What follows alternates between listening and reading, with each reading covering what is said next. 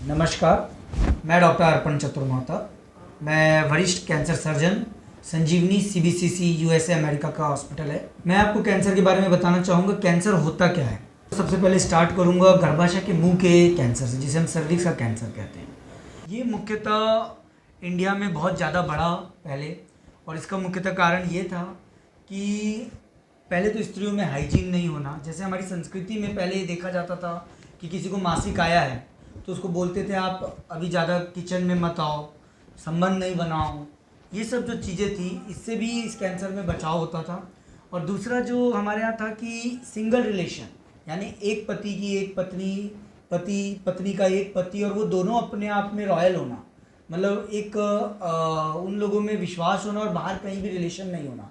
तो इससे papilloma virus जो है वो ट्रैवल नहीं करता था और वो कभी आता नहीं था।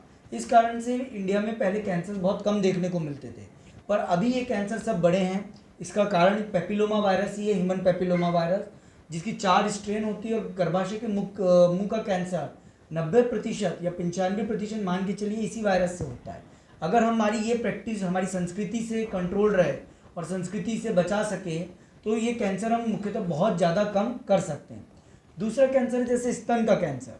स्तन का कैंसर भी बढ़ने के कारण है स्तन से दूध नहीं पिलाना। तो स्तन से जब हम दूध नहीं पिलाते हैं तो कैंसर बहुत बढ़ जाते हैं। पहले हमारे इंडियन कल्चर में, संस्कृति में बोला जाता था कि बच्चे को कम से कम 1.5 से 2 साल दूध पिलाना, 6 महीने तक की सिर्फ और सिर्फ दूध पिलाना, और उसको बाहर का कुछ नहीं देना। पर अभी हम देख रहे हैं कि लोग, स्त्रियां जो हैं वो वेस्टर्न कल्चर को फॉलो कर रही हैं, अपने फिगर का ध्यान रखते हुए या किसी कारणवश दूध नहीं आने के वर्ष से दूध नहीं पिला पा रही है, और उनमें स्तन कैंसर के नंबर बहुत ज़्यादा बढ़ रहे हैं।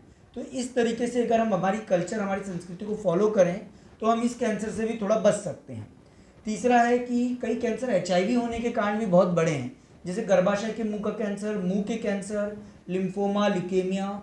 और HIV जो मेनली होता है वो मल्टीपल सेक्सुअल पार्टनर, यानी कई सारे हमारे अगर सेक्स के रिलेशन रहते हैं तो ये कैंसर उन लोगों में बहुत ज़्यादा बढ़ जाता है। इसे भी हम चाहें तो अच्छे से इसे कंट्रोल कर सकते हैं।